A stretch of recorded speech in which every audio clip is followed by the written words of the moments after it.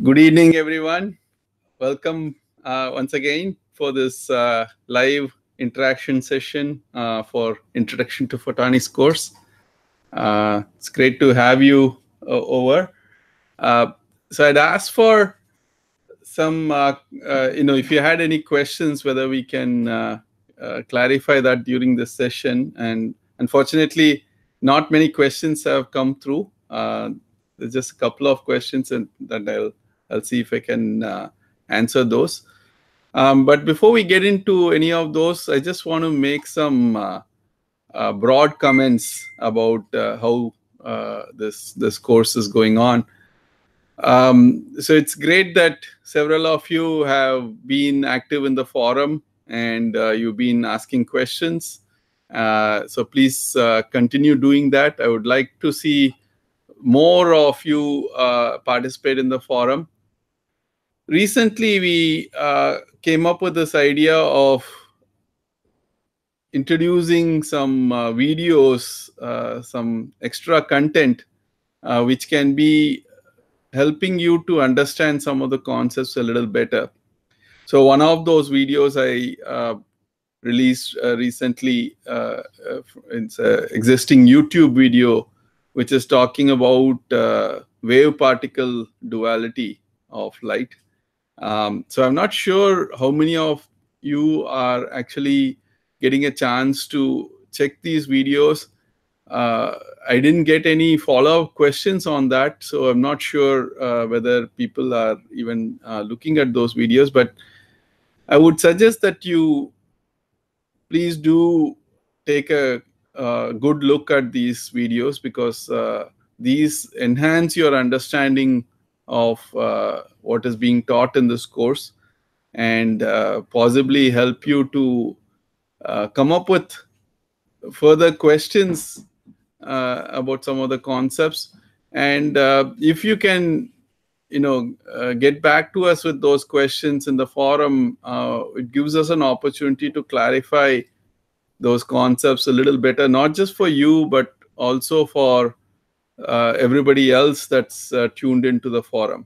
Okay, so please do take a look at those videos that we send. Maybe we'll release one more similar video, sort of more popular video about some of the concepts that we are teaching right now. So that's one part. But the other part that I'm not sure is happening is the lab videos. Now, I was mentioning in our last interaction session that this is actually a course that's being offered in IIT Madras, and it's a fairly popular course. And one of the reasons for its popularity is that this is actually a hands-on course, meaning we have these 2 lectures in which we are 2 or 3 lectures per week in which we are teaching certain theory. But then we also have a laboratory session where the students go in and get to do an experiment related to those concepts. So at the end of the week, they feel like they have done some hands-on activity related to the concept that enhances the learning of that particular concept. Like I said last time, unfortunately, that is not something that's possible for remote participants like you are. So the closest thing that we could do is record these lab videos wherein the TAs are going in and doing that experiment for you. So it's not anywhere close to you doing it yourself, but this is the closest thing that we can think of as far as remote participants are concerned. So it would make a big difference if you could watch those videos and understand the concepts that are being taught there. So I would strongly recommend that every week when we are releasing the video lectures, that's the theoretical part, we also release a lab component.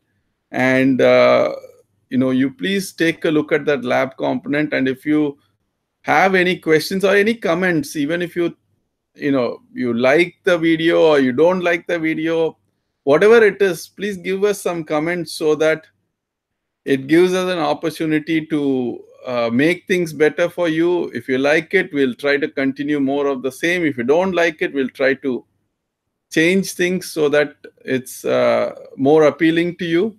But please keep those comments coming. In a classroom environment here, I get instant feedback from the students, whether they like something or not. And that, unfortunately, is not possible in this medium. But unless you can send some messages across saying that you like a particular concept or not. Okay.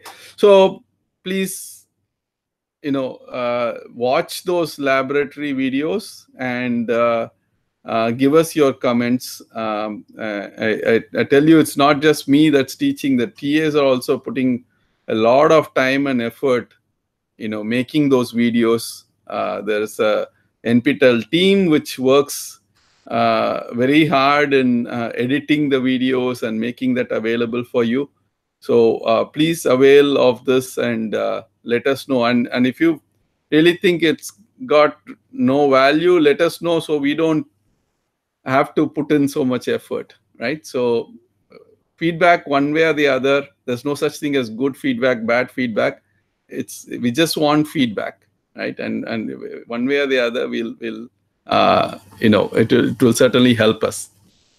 Okay, so let me go on to touch upon one more thing. I know several of you, I think the statistics are here. I get to see that more than 600 of you are doing assignments. And I'm happy to share with you that the assignments, the average scores have been pretty good, so it's been more than 60%. So so a lot of you seem to be fairly well tuned to the assignments. You find it at a level that's relatively easy. And there again, the feedback that you give on a weekly basis is helping. So just keep that going. Now, although I said 600 plus people are doing assignments, when I look at the number of people that are signed up for the final exam, it's only a fraction of that. And I am not quite sure what the reason is. So several of you seem to be putting in the effort, but you've not made up your mind to credit this course, right? Now, I spoke to one or two people that are taking the course, and I was asking them, why wouldn't you credit the course? And one answer I got was the assignments are fine. We find it relatively straightforward, and it's relevant to the course and all that. So we enjoy doing the assignments, but we don't know how the final exam is going to look. So there is actually a fear factor involved, saying that the final exam is going to be very different from the assignment. It's going to be much tougher, and that's why people are not signing up, or maybe that's one of the reasons people are not signing up. So what I thought we'll do is, we could possibly at this point float a sample quiz, okay, based on, so now we have gone through 5 weeks of lectures. So and you're almost, you're in your 5th assignment right now. So I can now float a quiz which is just focused on problems related to this material. And maybe that will, so I would suggest that you take that quiz in all earnest and try to solve all those problems. If you have done all the assignment problems so far by yourself, you should not have so much difficulty doing the quiz. And if you don't, or if you don't have much problem doing this quiz, I can tell you with reasonable confidence that you should not have so much trouble with the final exam. So this is sort of like a a preview to the final exam, and I would suggest that you take this opportunity and try to do those problems. So maybe within a week's time, I will release those questions to you, give you an opportunity to work on those problems, and maybe in a couple of weeks' time, we will release the solutions as well, so you can just compare. So this is not for grading, this is only for your practice. Okay, so it's sort of a, as they call in cricket, free hit, right? So you can just take a free hit and see how well you're doing in the course. So so that's a couple of things that I wanted to touch upon. Now, as far as the course is concerned, what you have seen happen so far is we started with some really high school physics type of stuff, ray optics in the first week. Very simple examples we took, and we said considering light propagation in terms of rays of light, it itself is a fairly strong concept, fairly a robust concept which helps you solve a lot of problems. We looked at a few examples there in the first week. And then we said, okay, there are certain things like diffraction of light and interference of light, which is not explained by ray optics. So we invoked the wave optics picture. So we said light travels as waves. And from the wave optics picture, we looked at examples of how diffraction and interference happens. And then we went on further and said, it's not just any wave, it's actually light can be modeled as an electromagnetic wave, in which case you have light polarization, for example, that is happening. And so we spent 1 week where we were looking at properties of the electromagnetic properties of light. And then we went on to define coherence of light. We looked at what temporal coherence and spatial coherence are about, and essentially at that point we said we are addressing the statistical properties of light. And as far as those statistics are concerned, it was basically saying that light, the emission of light itself is a probabilistic event. So to explain that, we said it's convenient to look at light being emitted in quanta, packets of energy. And those quantum of energy is what we call as photons. And we said, okay, what are the properties of photons? And lately we'd been looking at photon interaction with atoms.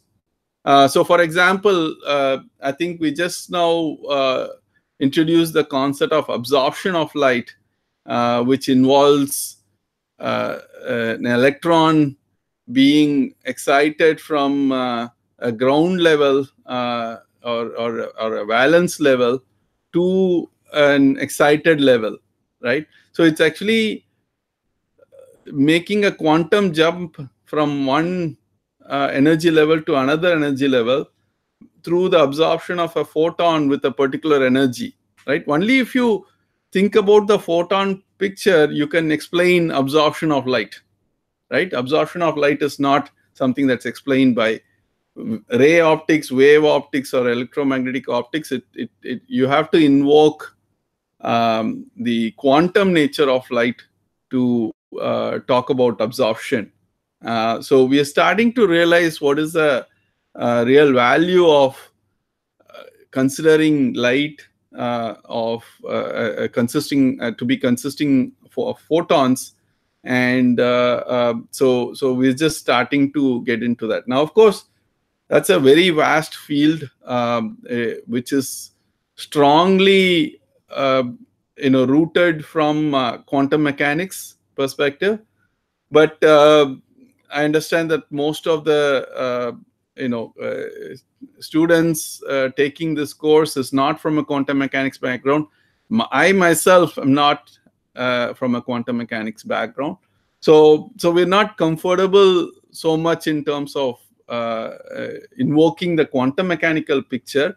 So we are essentially considering as light as photons, and we are just going around counting photons, right, and observing what happens to those photons.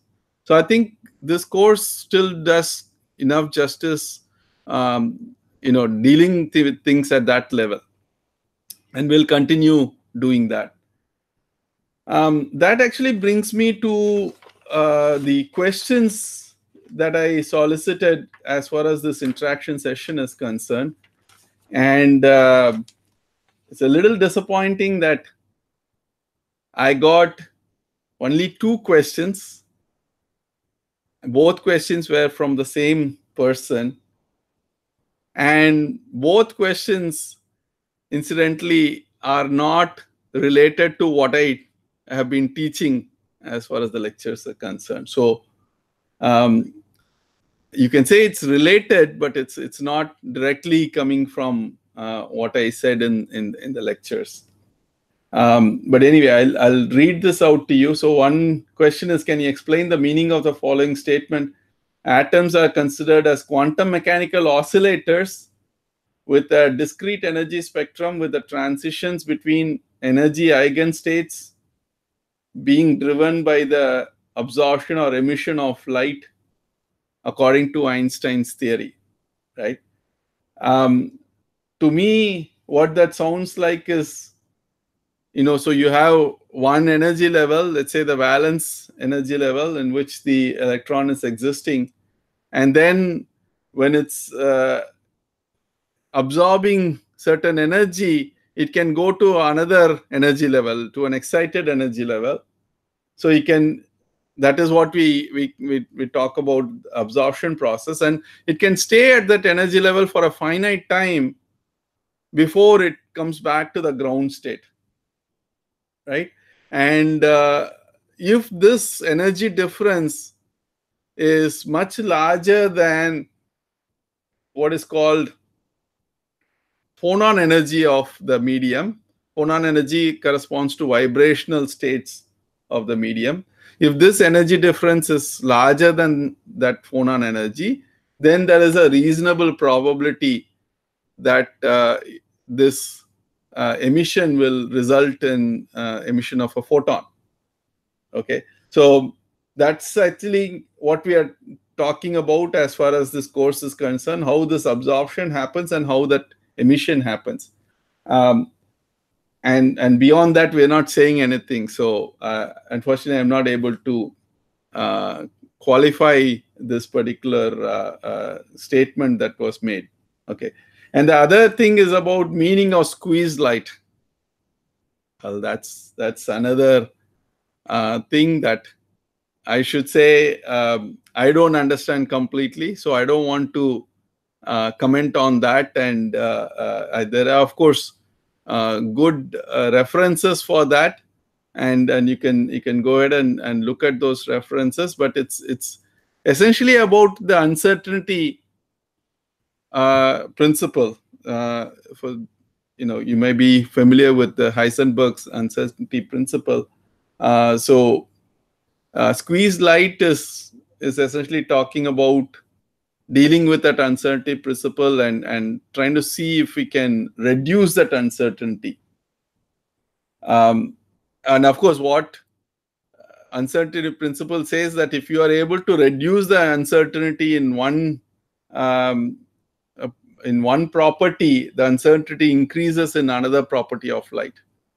Okay, so if you are able to reduce, for example, in terms of the phase uncertainty, that might actually lead to more amplitude uncertainty, and so on. So that's what I understand about squeezed light. So like I said, I'm not the best person to comment on that. So I'll stop at that. Okay. So those are the only questions I got for this interactive session. And if this is the response I get for my request for questions, in the future, I may not even bother holding this interactive session, right? So please, I know several of you have been commenting on the side panel. I would like to get to that. But in the future, please do fire your questions beforehand so that I have an opportunity to address them in a reasonable manner. Okay. And like I said, if I don't get enough questions, I'll figure that you don't need to interact with me. So we may not have this interaction session scheduled at all. Okay. So please keep that coming, in advance in the future. Now, let me go back here and try to address the questions that have come so far.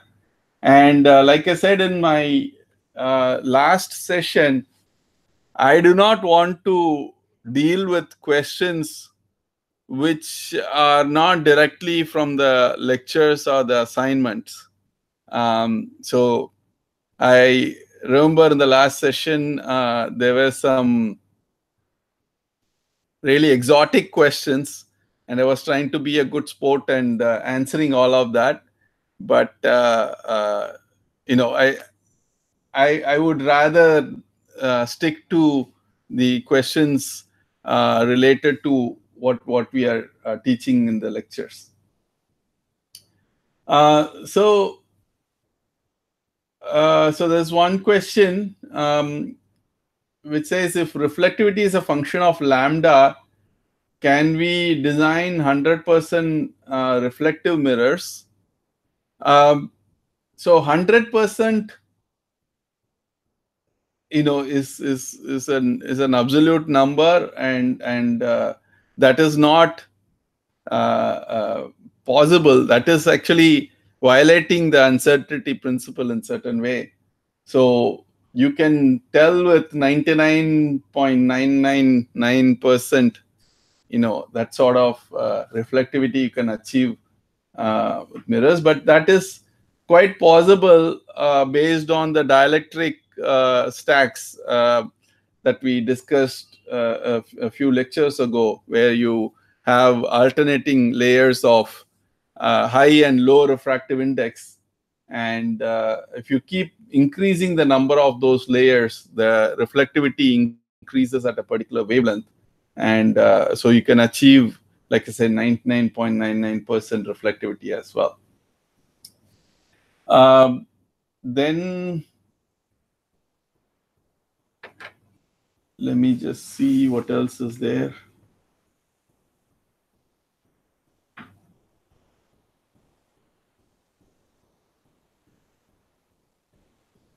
So there's a question, there's a comment about the lab component. The lab component videos are not clear in respect to quality. It should be supervised by continuous explaining and some transcript related to that.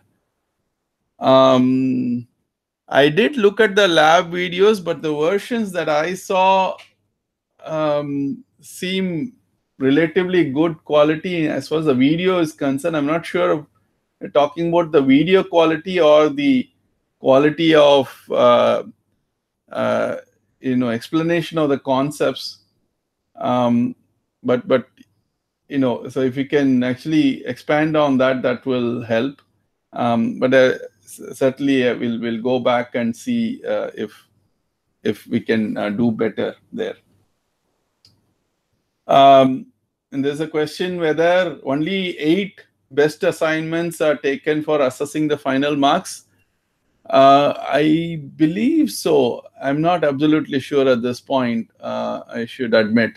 I know we are offering 12 assignments, and I thought it was 10 best assignments, but I'm not sure about 8. I will check with NPTEL as to what we announced and then get back to you.